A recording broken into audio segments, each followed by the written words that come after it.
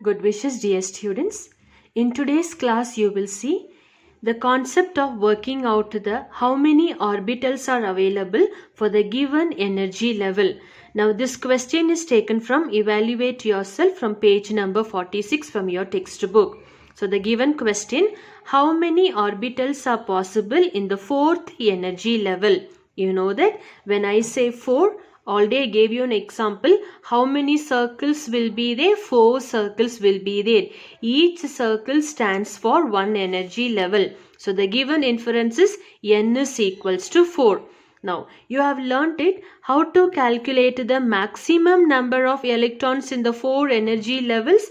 That's the formula here is 2n square. So n is equals to 4. When you substitute 4 4s are 16, 2s are 32 electrons. So in the energy level 4, when you say together there are 32 electrons, it's easy.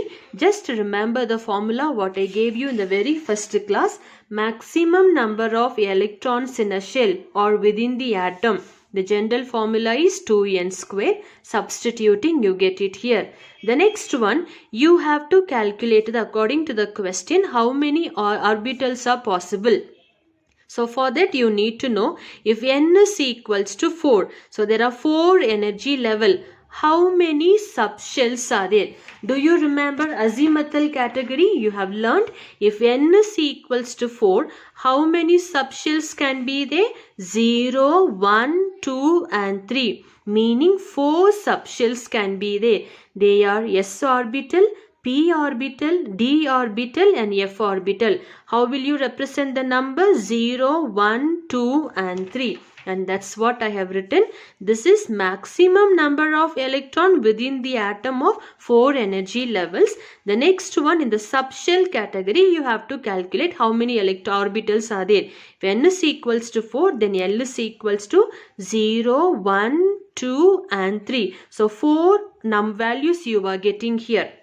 The next one, maximum number of electrons in a subshell. I told you very clearly, maximum number, this is maximum number of electron in the whole atom.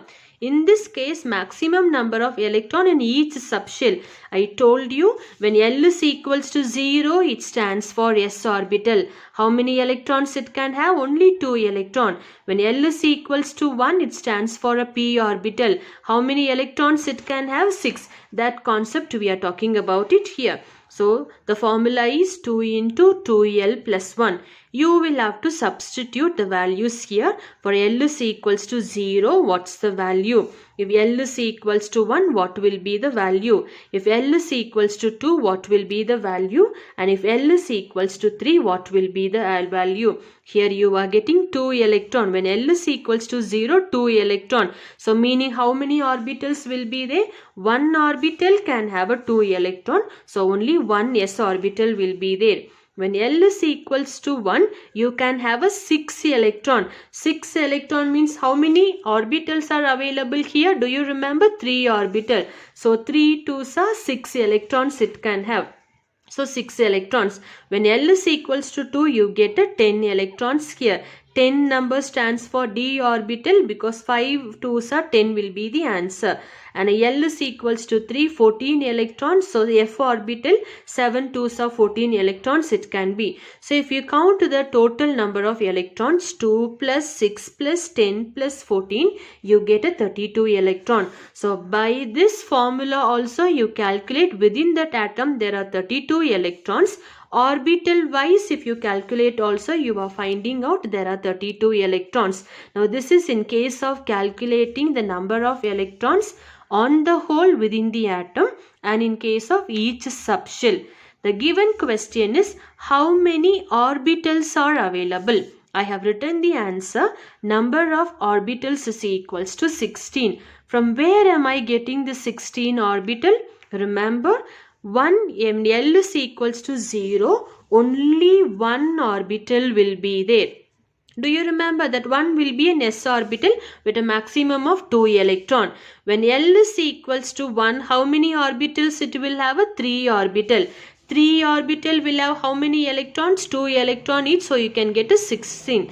So when L is equals to 2, how many orbitals you can have? A 5. So that's how we represent it to be the D here. And when L is equals to 3, we get a 7 orbitals. Hence we are getting the 14 electrons. So the question here is counting. Already you calculated the number of electrons.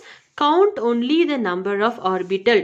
When L is equals to 0, you get only 1 orbital.